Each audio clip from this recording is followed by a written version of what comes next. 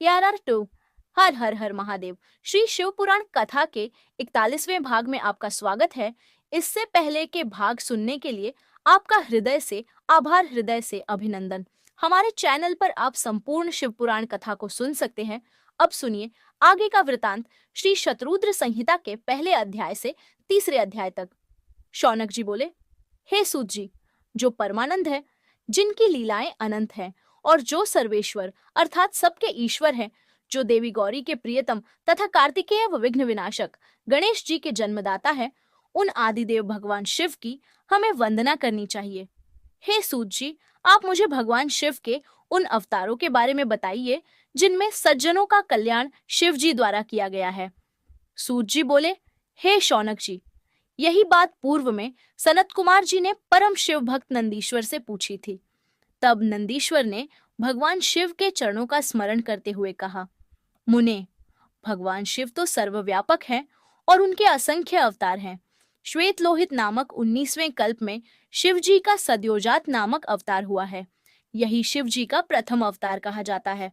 उस कल्प में परम ब्रह्म का ध्यान करते हुए ब्रह्मा जी की शिखा से श्वेत लोहित कुमार उत्पन्न हुए।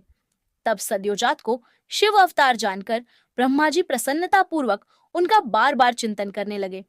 ब्रह्मा जी के चिंतन से परम ब्रह्म स्वरूपी 4 यशस्वी ज्ञान संपन्न कुमार उत्पन्न हुए। उनके नाम सुनंत, नंदन, विश्वनंदन और उपनंदन थे। तब सद्योजात भगवान शिव ने ब्रह्मा जी को परम ज्ञान प्रदान किया तथा इस सृष्टि को उत्पन्न करने की शक्ति उन्हें प्रदान की। तत्पश्चात रक्त नामक 20वां कल्प आया। इसमें ब्रह्मा जी का शरीर रक्त वर्ण का हो गया। इस प्रकार ध्यान करते हुए उनके मन में अचानक पुत्र प्राप्ति का विचार आया।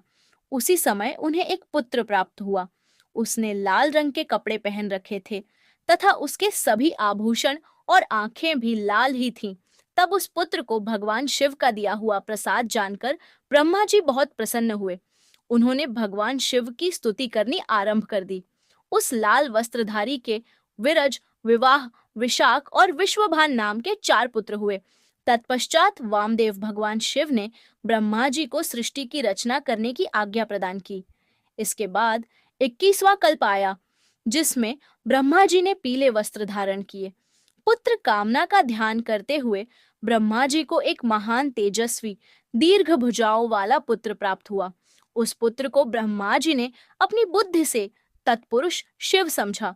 तब उन्होंने गायत्री का जाप आरंभ किया। देवी गायत्री एवं शिव कृपा से उस पीत वस्त्रधारी दिव्य कुमार के अनेकों पुत्र हुए। इसके पश्चात शिव नामक कल्प हुआ।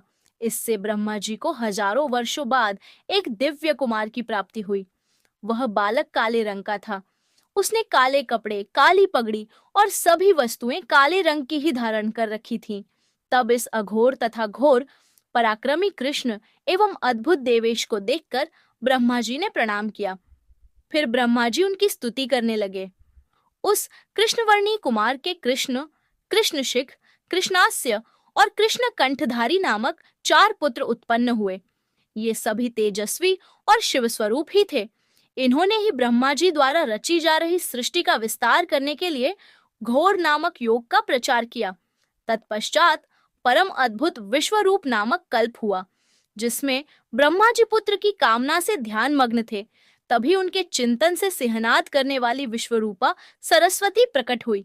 साथ ही परमेश्वर के 5वें अवतार भगवान ईशान भी प्रकट हुए, जिनका रंग स्फटिक के समान उज्जवल था और उन्होंने अनेक प्रकार के सुंदर रत्न आभूषण धारण किए हुए थे।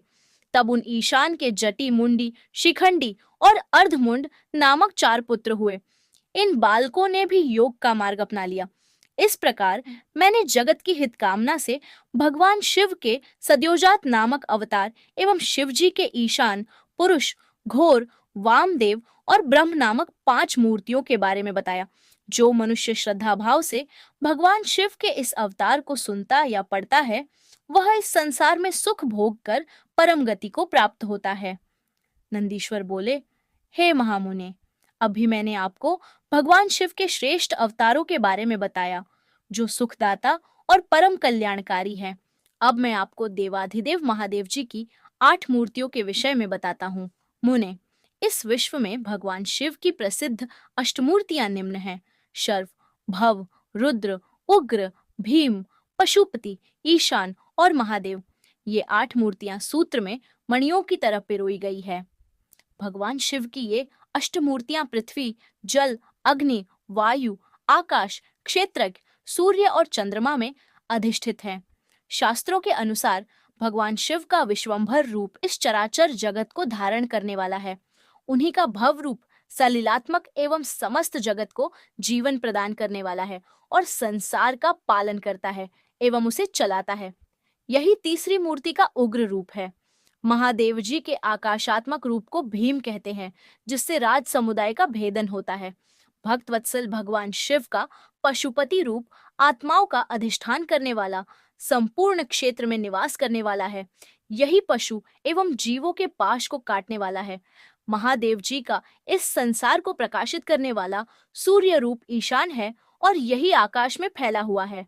भगवान शिव का अमृतमयी रश्मियों वाला तथा संसार को तृप्त करने वाला रूप महादेव के नाम से पुकारा जाता है।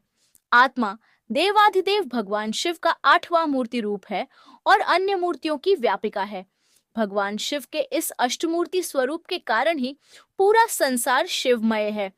जिस प्रकार पौधे को पानी से सींचने से शाखाएं एवं फूल पुष्पित होते हैं, उसी प्रकार शिव स्वरूप से यह विश्व परिपुष्ट होता है। जिस प्रकार पिता पुत्र को देखकर हर्षित होता है, उसी प्रकार इस जगत के पिता भगवान शिव भी अपने भक्तों को हर्षित और प्रसन्न देखकर संतुष्ट होते हैं और उन्हें आनंद की प्राप्ति होती है। इसलिए हमें सदैव भक्तिभाव से उनकी प्रसन्नता हेतु कार्य करना चाहिए। नंदीश्वर बोले, जब ब्रह्मा जी द्वारा रची हुई इस सृष्टि का विस्तार नहीं हुआ, तब वे बड़े चिंतित होकर विस्तार के उपायों के विषय में सोचने लगे।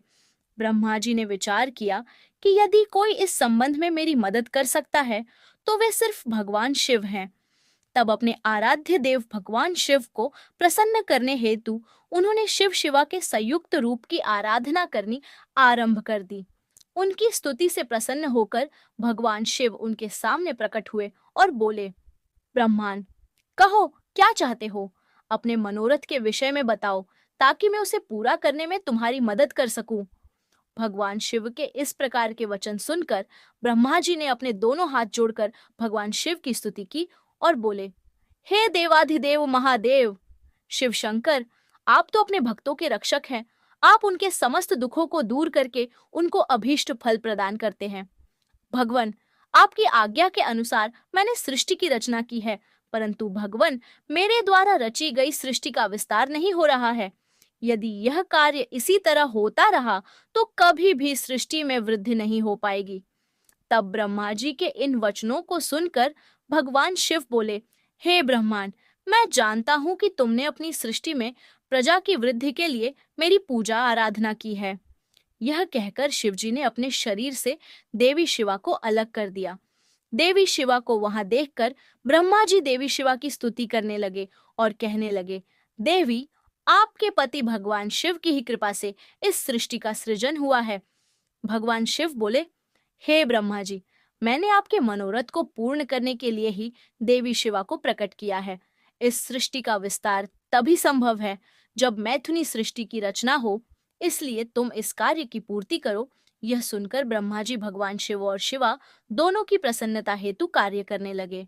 ब्रह्मा जी बोले, हे देवी, सृष्टि के आरंभ में आपके पतिदेवाधिदेव भगवान शिव ने ही मेरी रचना की थी और मुझे सृष्टि की रचना करने का आदेश दिया था, जिसके फलस्वरूप मैंने अनेक पुरुषों की रचना की, परंतु इतना करने पर भी उनकी वृद्धि संभव नहीं हो सकी।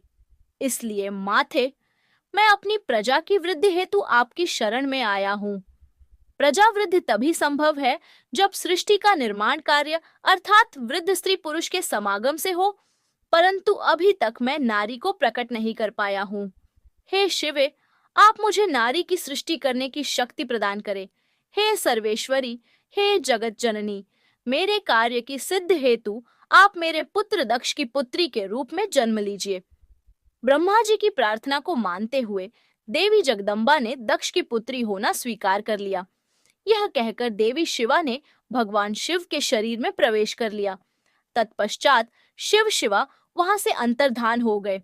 तभी से शिव शिवा का अर्धनारीश्वर रूप विख्यात हुआ और इस संसार में स्त्री जाति की रचना संभव हुई। यह अर्धनारीश्वर स्वरूप वर्णन अत्यंत आनंददायक एवं मंगलकारी है। आज की वीडियो में इतना ही। इसके आगे का वृतांत अगले भाग में। यदि कथा कहते हुए मुझसे कोई त्रुटि हुई हो तो उसके लिए क्षमा चाहती हूँ। मित्रों, वीडियो पसंद आई हो तो वीडियो को लाइक कर कमेंट में ओम नमः शिवाय लिखना ना भूलें। हर हर